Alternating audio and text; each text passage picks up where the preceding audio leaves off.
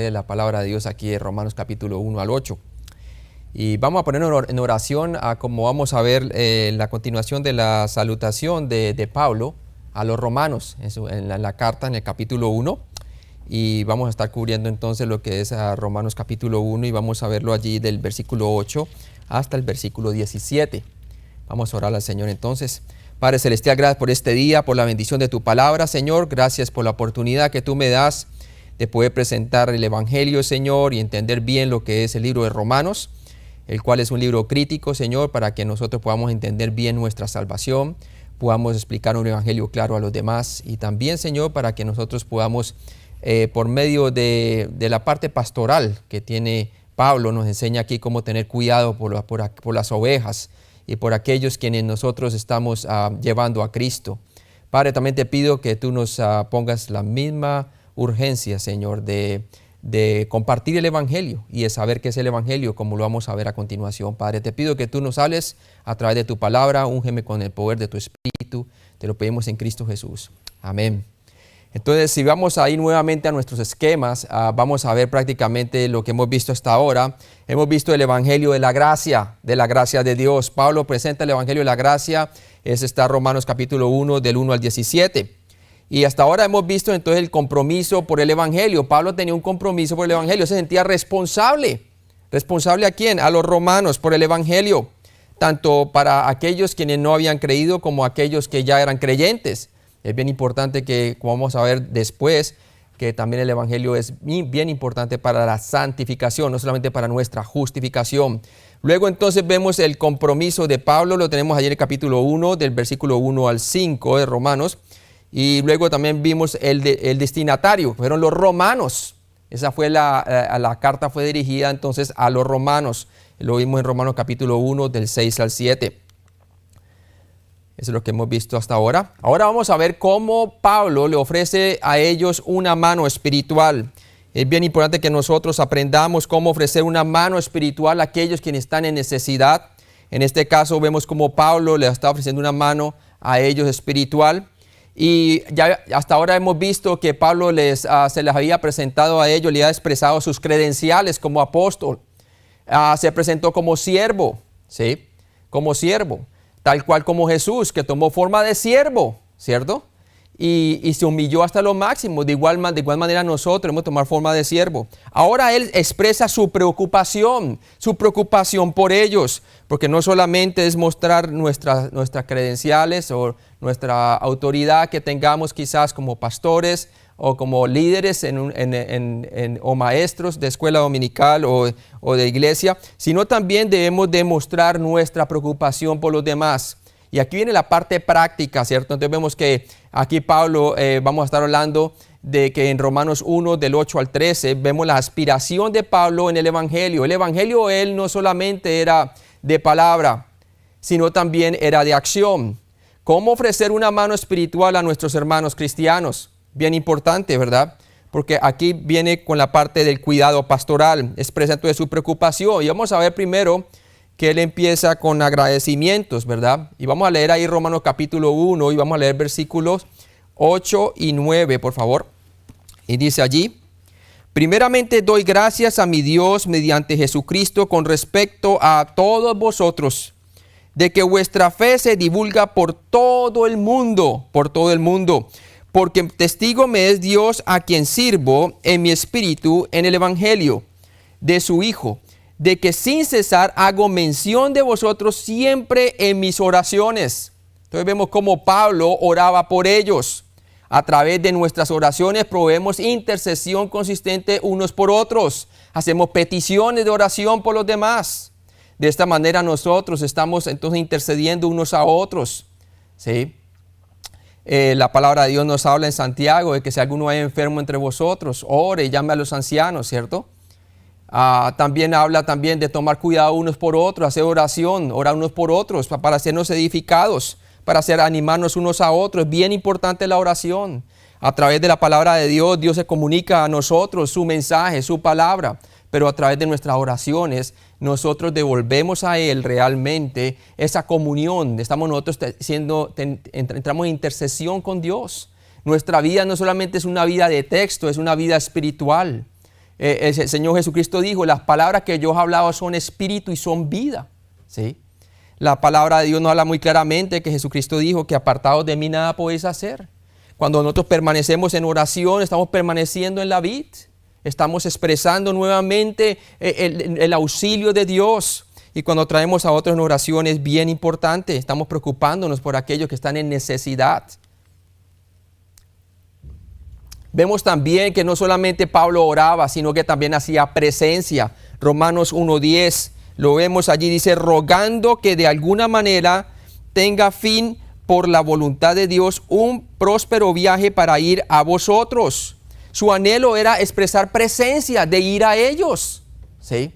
Siempre quiso ir allá, pero su ocupación en misionera le estaba bien ocupado.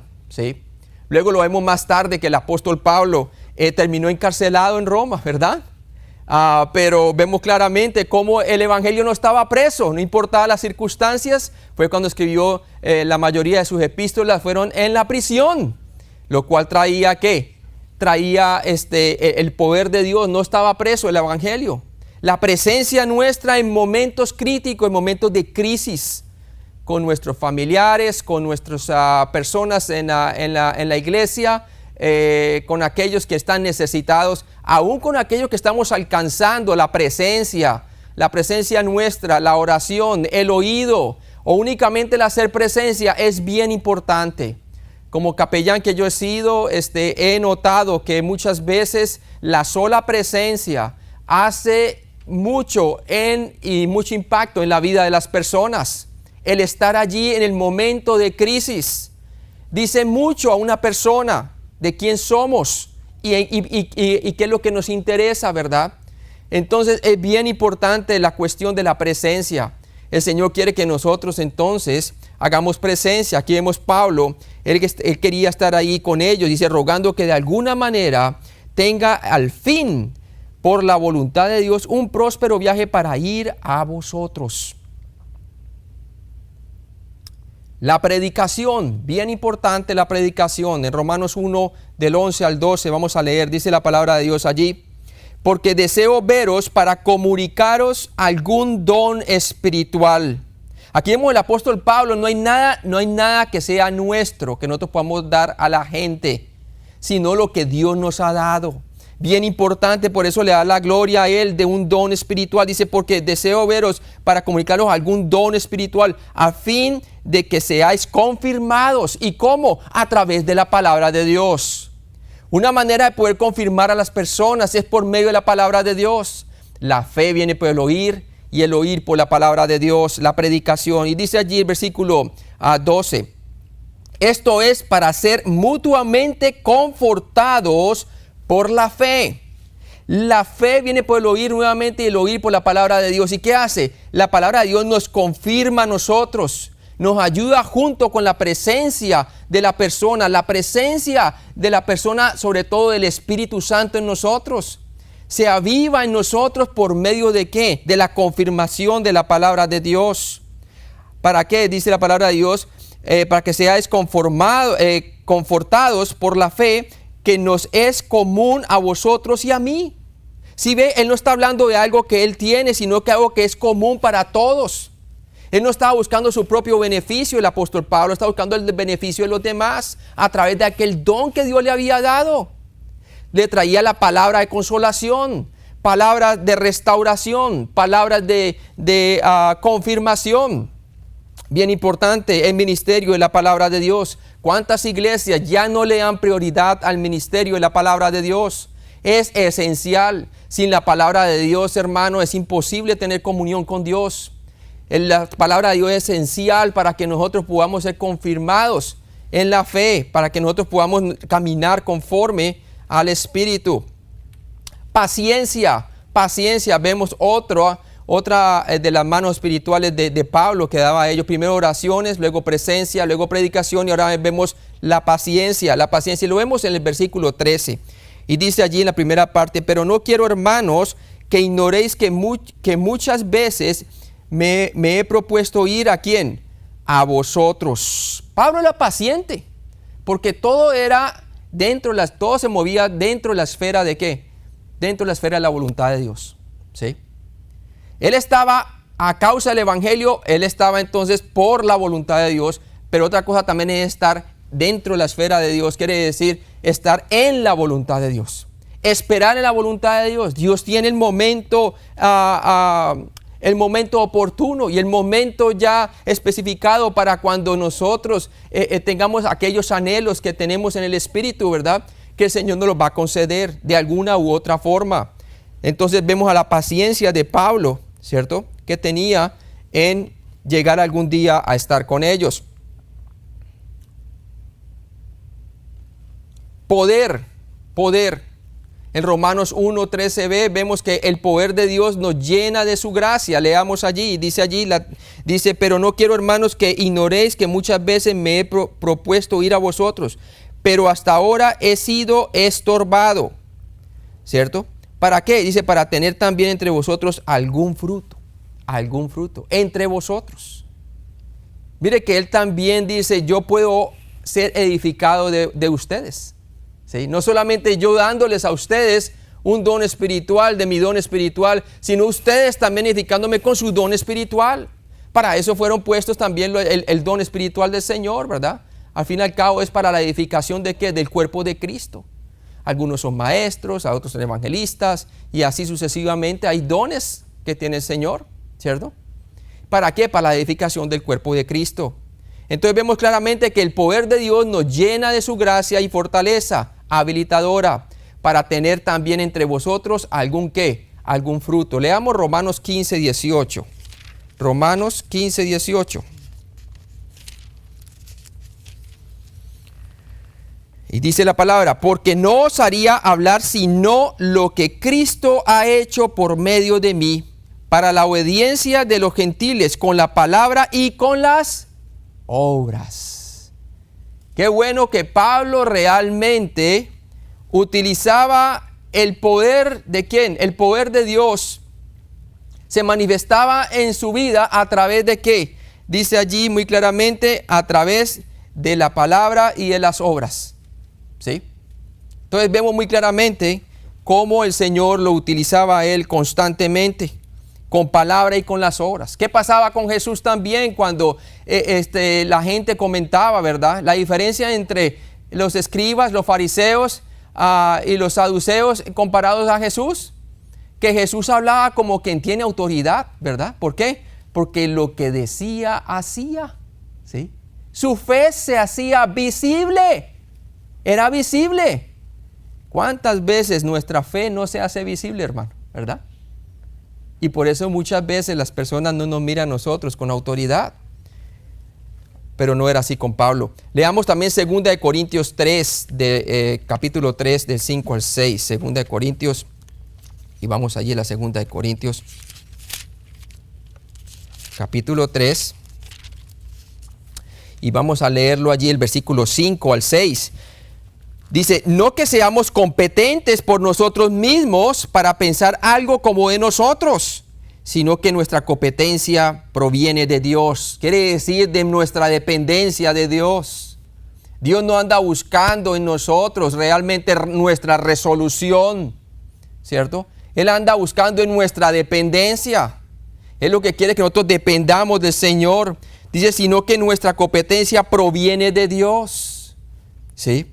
¿Y qué dice allí en el versículo 6? El cual asimismo nos hizo ministros competentes de un nuevo pacto, no de la letra, sino del Espíritu, porque la letra mata, mas el Espíritu ¿qué? Vivifica. Como vamos teniendo comunión con el Señor Jesucristo, entonces se hace muy claramente evidente que a nuestra competencia no viene de nosotros mismos, sino de Dios.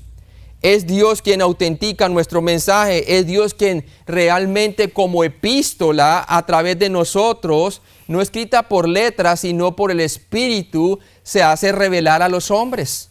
Dios no tiene otra carta de presentación, hermanos, que nosotros mismos.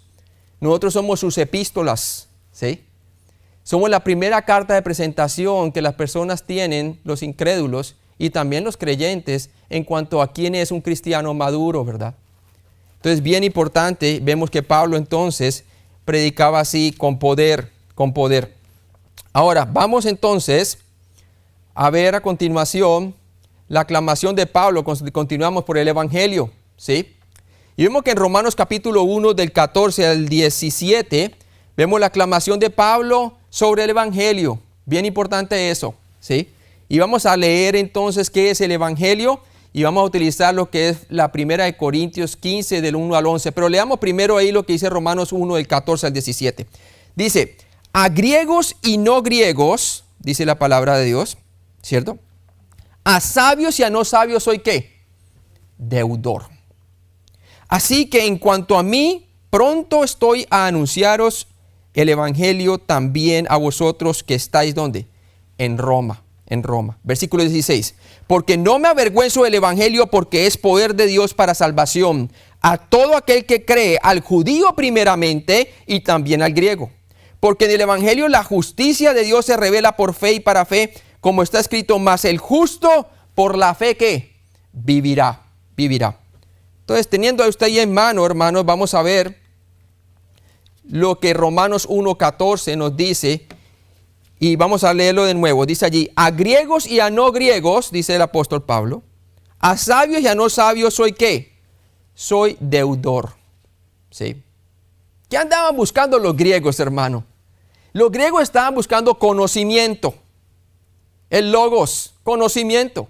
Vemos a Pablo en el libro de Hechos capítulo 17, vemos a los atenienses, a los epicúreos y a los estoicos tratando de adorar al Dios no conocido. Y él dice, veo una inscripción que vosotros son muy religiosos, que en la inscripción dice al Dios no conocido, a ese yo quiero presentar. Y comienza a traerlos a ellos desde dónde, desde la creación hacia la cruz, ¿verdad? ¿Por qué? Porque Pablo entendía muy bien su audiencia. Los griegos no tenían ningún conocimiento realmente del Dios del Antiguo Testamento. Por lo tanto, empezaba desde la creación misma.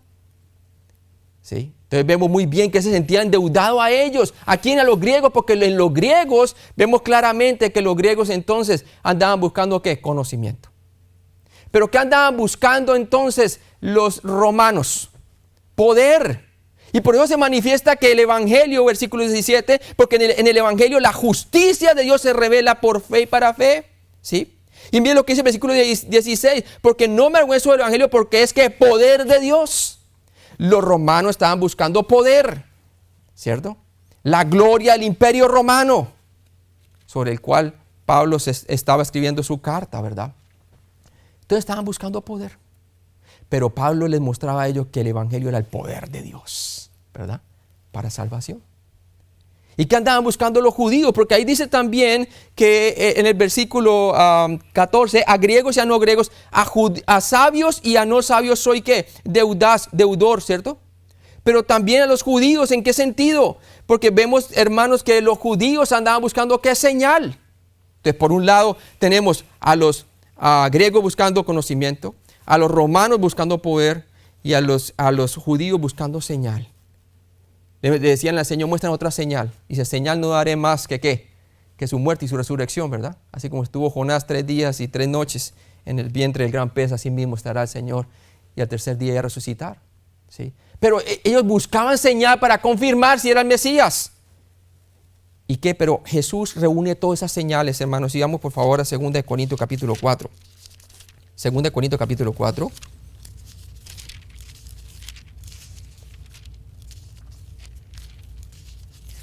Vamos allí, 2 Corintios capítulo 4.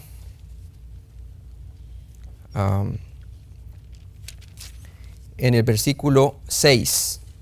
Mire que esas tres cosas que andaba buscando el mundo de ese tiempo, los griegos, conocimiento, los romanos, poder, y los judíos, señal, están reunidas en el Evangelio. Y Pablo nos lo dice allí en el versículo 6, 2 Corintios 4, 6. Porque Dios que mandó que de las tinieblas resplandeciese la luz. Está hablando de qué? De Génesis, ¿verdad? Con la creación. Es el que resplandeció en nuestros corazones. ¿Y cómo? A través de un milagro, ¿verdad? Para iluminación del conocimiento, ahí está lo que andaban buscando los griegos. El resplandeciendo la luz, y luz le resplandeció. Pueblo que estaba en tinieblas, luz le resplandeció. Hablando que de los judíos. Pero aquí vemos entonces que también el Señor nos está hablando del conocimiento. Dice aquí, es el resplandeció en nuestros corazones para iluminación del conocimiento de la gloria. Esa gloria en el griego también significa poder, que andan buscando los romanos, de Dios en la faz de Jesucristo. Es lo que está diciendo en el Evangelio. Encontramos la revelación buscada para tanto los griegos y no griegos, tanto para los romanos como para los judíos. ¿Sí? El Evangelio trasciende culturas, el Evangelio trasciende etnias, trasciende distancias. Dice allí, pero tenemos este tesoro en vasos de barro para que la excelencia del poder sea de Dios y no de ¿quién? De nosotros, de nosotros. Entonces muy claramente vemos por qué Pablo se sentía entonces en el versículo de Romanos capítulo 1, versículo 14, decía que a griegos, a no griegos, a sabios y a no sabios soy deudor. Aquí vemos Pablo que sentía la carga de poder, de llevar el Evangelio, semejante llamamiento que tuvo. Y él entonces se convirtió al que comenzó a llevar el Evangelio a los gentiles. Desde las afueras de Jerusalén, de Samaria, hacia más allá hasta el resto del mundo. A Pedro se le dio la autoridad para abrir en Jerusalén, también en Samaria, Hechos capítulo 8 y Hechos capítulo 10 con Cornelio. Y después a Pablo de allí hacia el resto del mundo. Entonces él tenía como meta que el mundo. ¿Sí?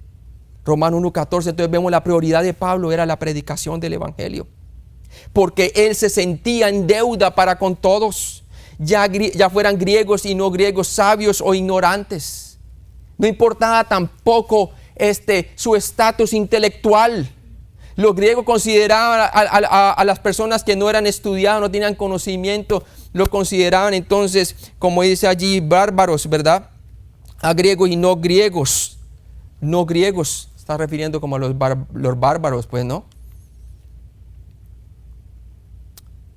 En Romanos 1:15, leámoslo allí, dice, así que en cuanto a mí, pronto estoy a anunciaros el Evangelio también a vosotros que estáis en Roma. ¿Sí?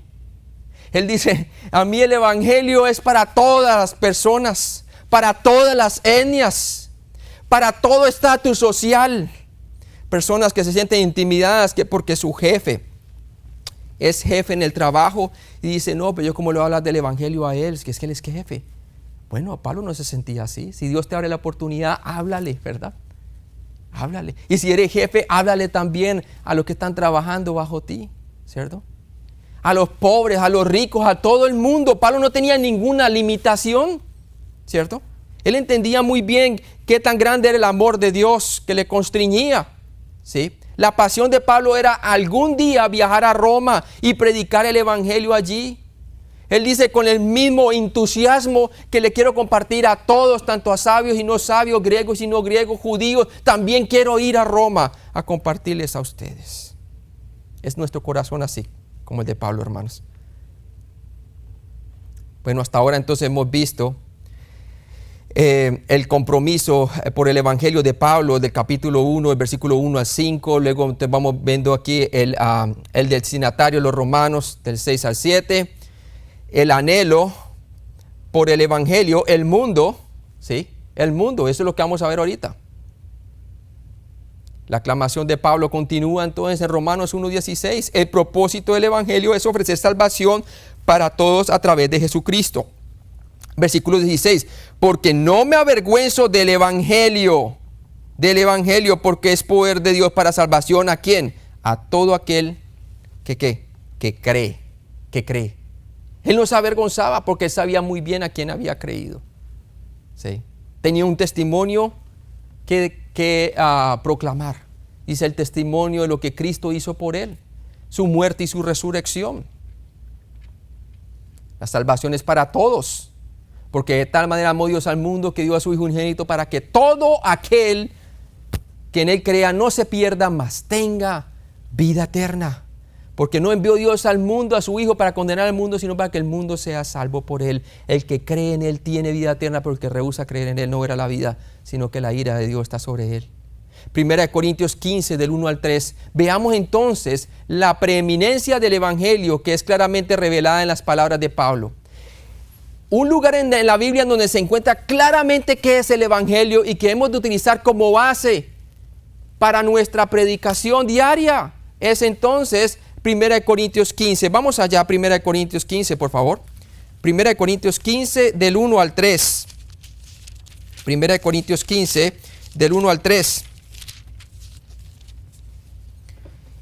Y vamos a leerlo. Dice así: además os declaro, hermanos, el evangelio que os he predicado, el cual también recibisteis, en el cual también perseveráis. Miren esas tres palabras. Además os declaro, hermano, el evangelio que os he predicado. Primero se los predicó, segundo lo recibieron y tercero perseveran.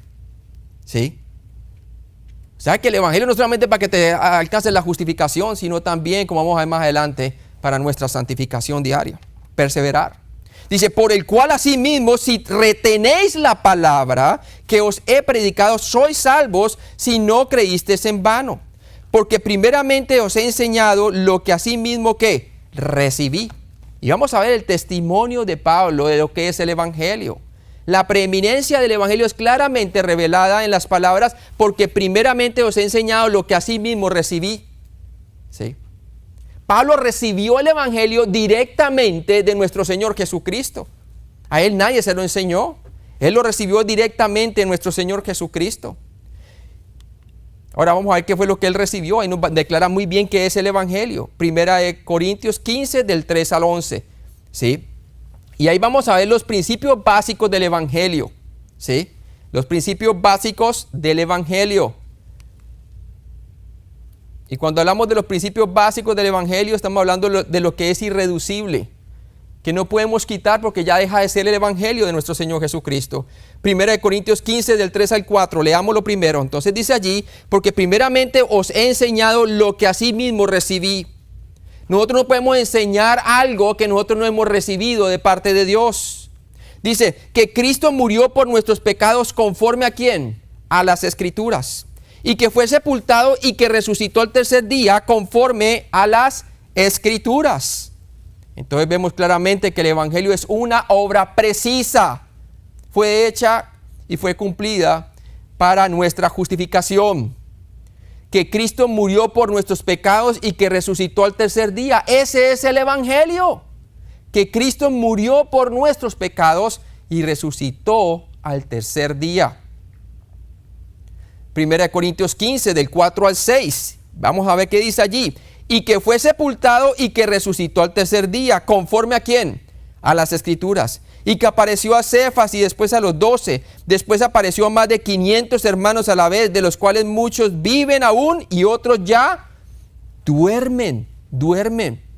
Entonces, por lo menos, hermanos, tres importantes evidencias prueban que el evangelio es un hecho histórico.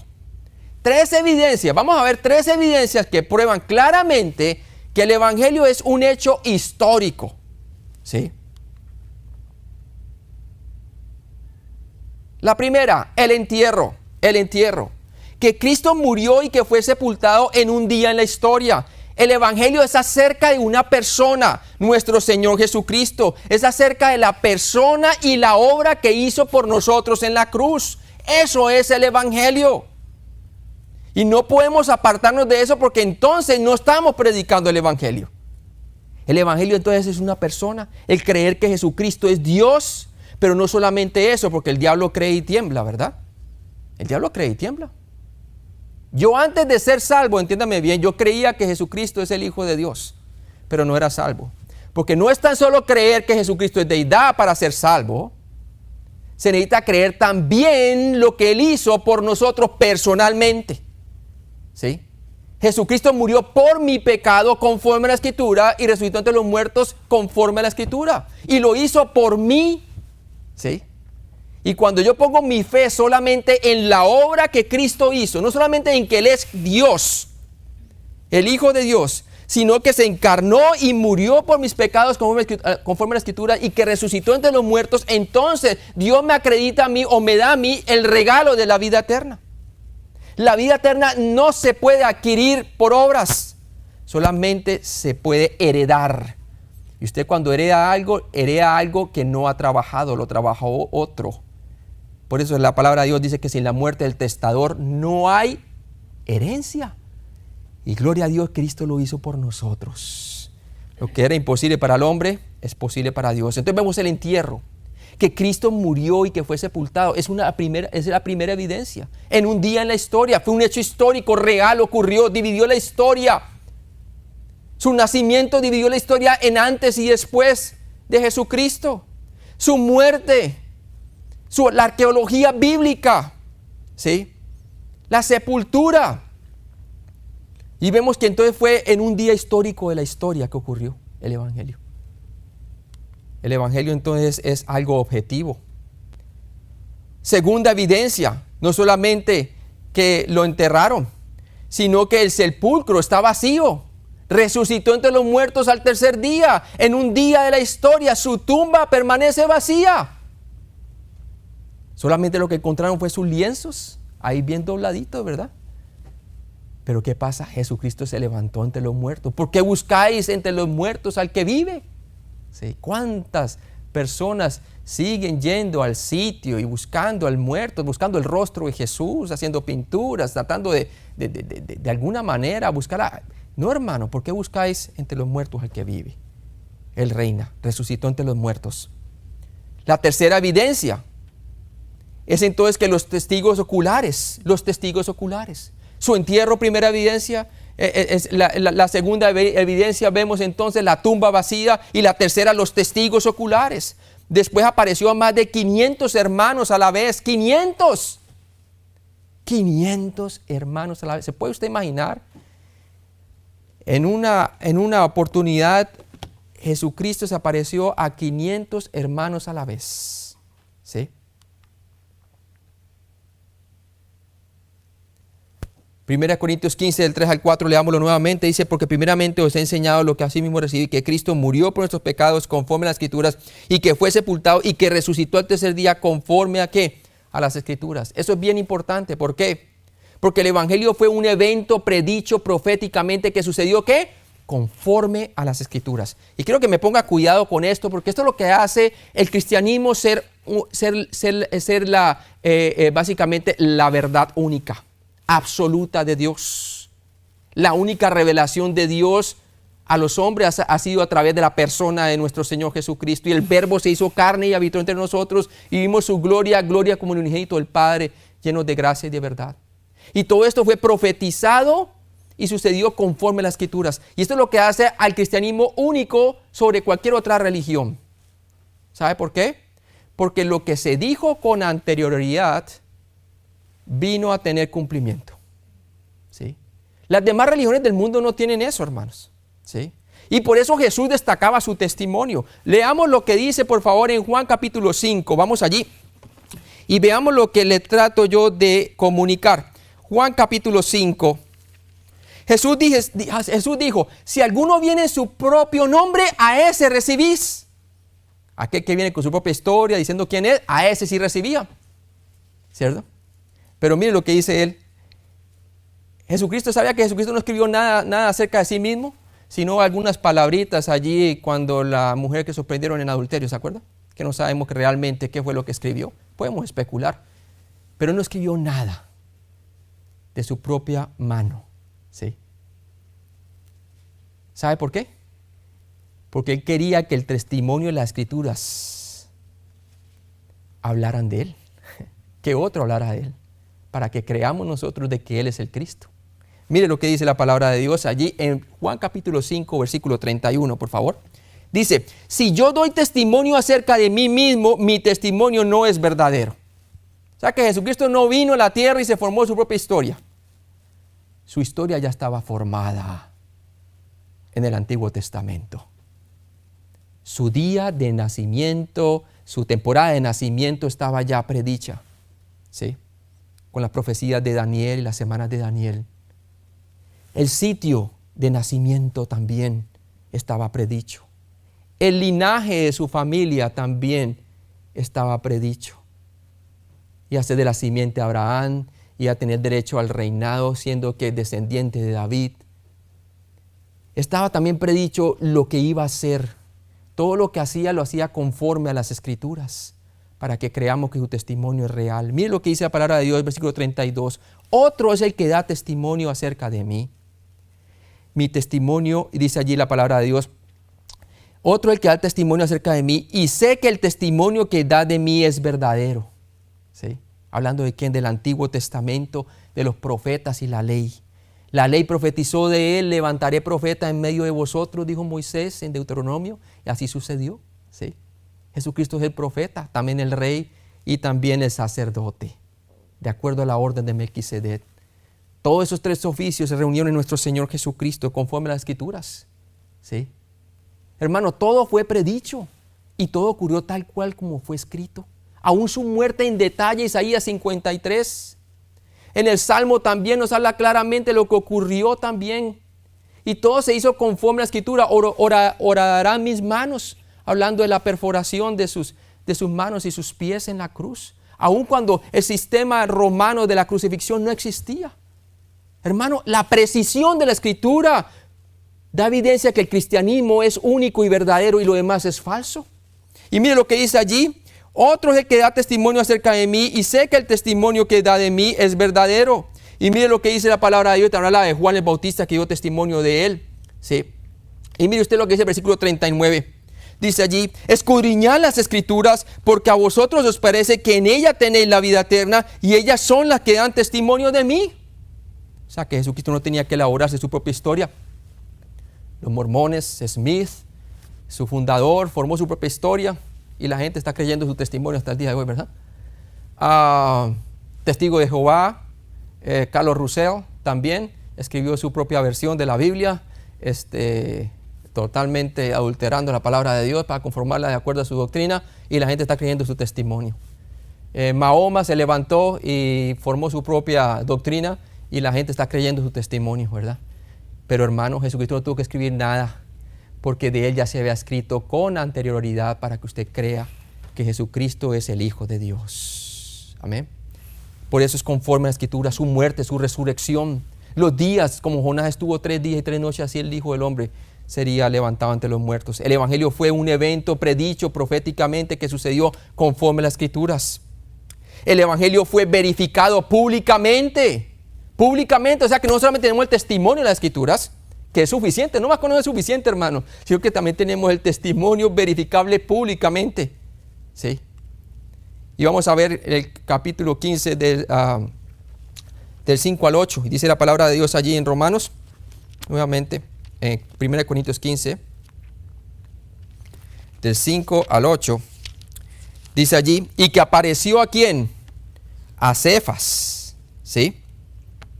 Después a los 12, después apareció a más de 500 hermanos a la vez, de los cuales muchos viven y otros ¿qué?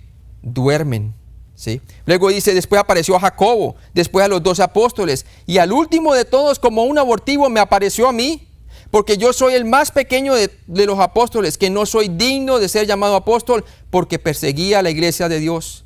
Pero por gracia de Dios soy lo que soy y su gracia no ha sido en vano para conmigo. Antes he trabajado más que todos ellos, pero no yo, sino la gracia de Dios. ¿Con quién? Conmigo. Porque o sea yo o sean ellos, así predicamos y así habéis creído. Entonces veamos muy claramente, desglosando el versículo 9 al 11 de 1 Corintios 15. 1 Corintios 15, 11 nos dice entonces que el Evangelio fue un mensaje personalmente creído. Personalmente creído por Cefas, personalmente creído por los discípulos y también personalmente creído por los 500 testigos. El Evangelio fue un mensaje creído. Romanos 1.16. Romanos 1.16b, por favor. Hasta aún por sus propios hermanos quienes no creían, hermano, después de la resurrección creyeron, como Santiago y Judas, sus medios hermanos. ¿Sí? Vamos entonces ahí a ver a primera de Romanos capítulo 1.16. Y vamos a ver la potencia del Evangelio. La potencia del Evangelio. Ya que fue un hecho verídico, histórico, real, que dividió la historia y que fue un suceso que cambió la vida de las personas, los testigos oculares. Ahora veamos el poder que ha tenido, hermano, a través de la historia, empezando aquí cuando el apóstol Pablo, también a través del libro de los Hechos, nos demuestra su ministerio, y en Romanos, aquí en el caso nuestro que estamos estudiando, vamos a ver cómo él se relaciona con el Evangelio. Y dice en el versículo 16, porque no me avergüenzo del Evangelio. ¿Por qué? Porque es poder de Dios para salvación a todo aquel que cree. La potencia del Evangelio es real, hermanos, porque es un suceso que cambia el corazón de las personas. Fue un suceso histórico, objetivo, una realidad que sucedió. Dios entre nosotros, Emmanuel, se reveló a la humanidad, comprobó con sus credenciales mesiánicas y a través de sus milagros y prodigios que Él era el cual habían profetizado los profetas y también la ley. Por lo tanto, es poder de Dios, porque Él mismo se levantó entre los muertos, hermano. Hay vida eterna, hay perdón de pecados, hay entonces reconciliación.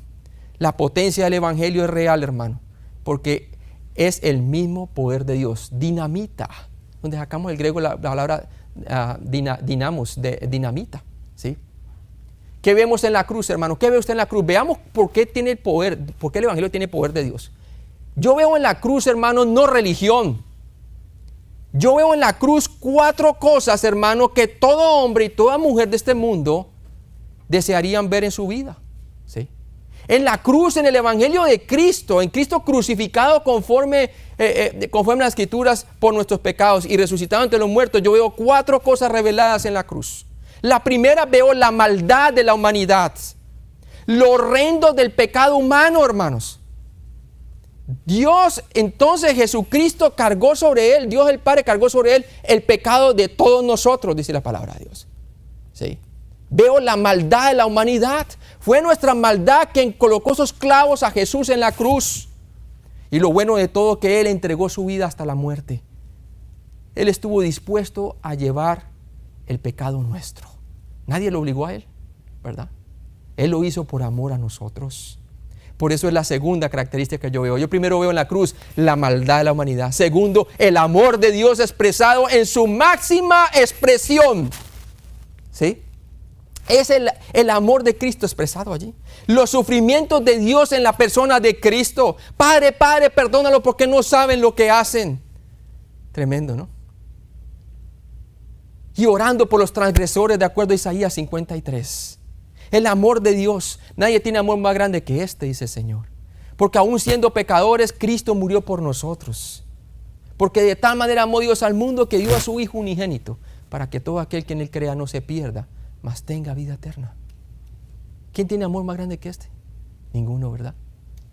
La maldad de la humanidad expresada, número 1. Segundo, el amor de Dios expresado en la cruz. Pero también veo la justicia de Dios manifestada, mostrando que Dios tiene 0 tolerancia por el pecado del hombre. El alma que pecare, esa morirá.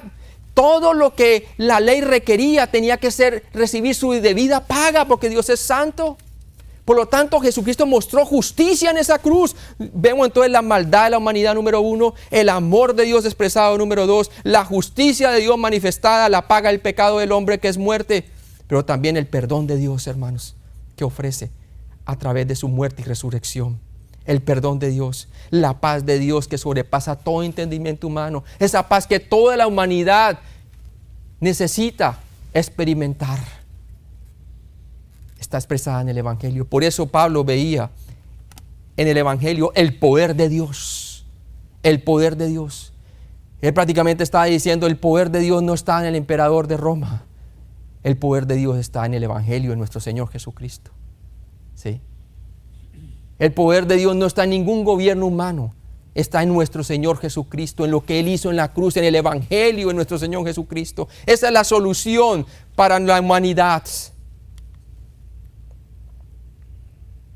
La propuesta del Evangelio, Romanos 1:16, y vemos en la segunda parte, dice allí, porque es poder de Dios para salvación a todo aquel que en Él cree. Dice allí, al judío primeramente y también ¿qué? Al griego. La propuesta del Evangelio fue hecha a todos,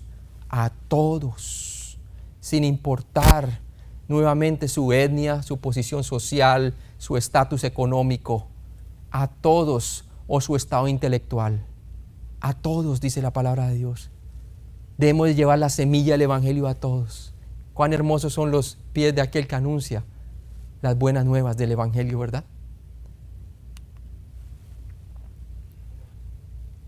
Romanos 1:16d, vemos que el único requisito del Evangelio es personalmente poner la fe en Cristo solamente. Es poder de Dios para salvación a todo aquel que cree. Ahí está la condición.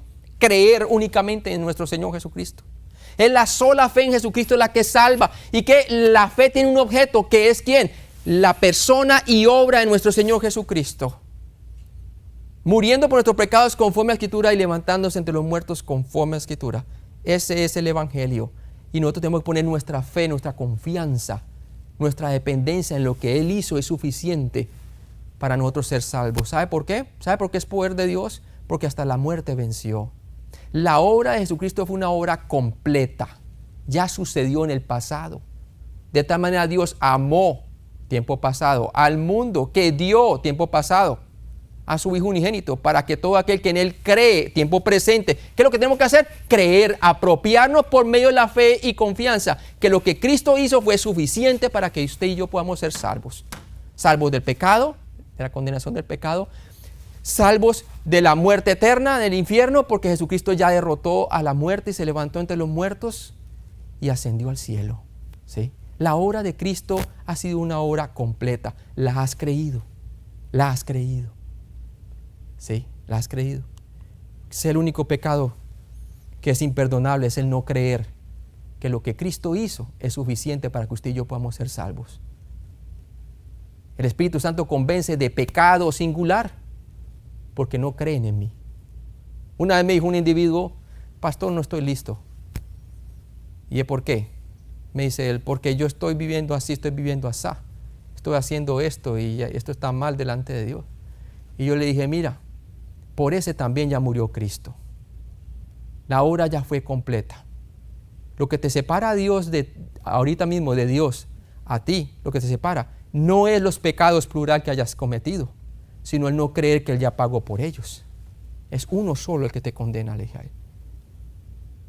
¿Lo crees? Oye, y cuando le dije así, es como que el Espíritu Santo le trajo convicción de pecado, justicia y juicio, en una palabra de Dios. Inmediatamente dije, lo creo, pastor. Dije, bueno, entonces eres salvo. ¿Sí? Y la vida de Él cambió totalmente, porque es Dios quien cambia la vida. Él no está esperando que tú cambies, Él está esperando que Él te cambie a ti. ¿Y cómo? Por medio de la fe en Cristo. Él es el que hace la obra, no nosotros mismos. No es por obra para que nadie se gloríe. Entonces, el producto final, hermano, de Romanos capítulo 1, versículo 17. El producto final del Evangelio es que la justicia de Dios se satisface. Se satisface. Se satisface porque el pecado ha sido pagado. El pecado ya ha sido perdonado. Y ahora la vida eterna, debido a la obra completa de Cristo, se puede ofrecer como un obsequio, un regalo. Ahora falta es que tú lo creas. Has creído en lo que Cristo hizo por ti en la cruz. La palabra de Dios dice que tú lo crees poniendo toda tu confianza en que es cierto. Tú eres salvo, dice la palabra de Dios. Vamos a orar. Padre Celestial, gracias por este día, Señor. Gracias por la oportunidad de poder compartir lo que Pablo nos enseña en su palabra, Señor, a través de la revelación del Espíritu Santo en el libro de Romanos, Señor. Gracias también por la revelación en 1 Corintios capítulo 15 acerca de lo que es el Evangelio, Padre. Y yo oro, Señor, si hay alguna persona que todavía no ha puesto su confianza en la obra completa de la cruz, que hoy pueda venir por la fe únicamente y creer en lo que Cristo hizo, lo hizo por él o por ella personalmente. Y la palabra de Dios dice allí claramente, como dice Pablo, que el Evangelio es poder de Dios para todo aquel que cree, al judío primeramente y también al griego. Bendice a aquella persona, Señor. En Cristo Jesús te lo pedimos. Amén.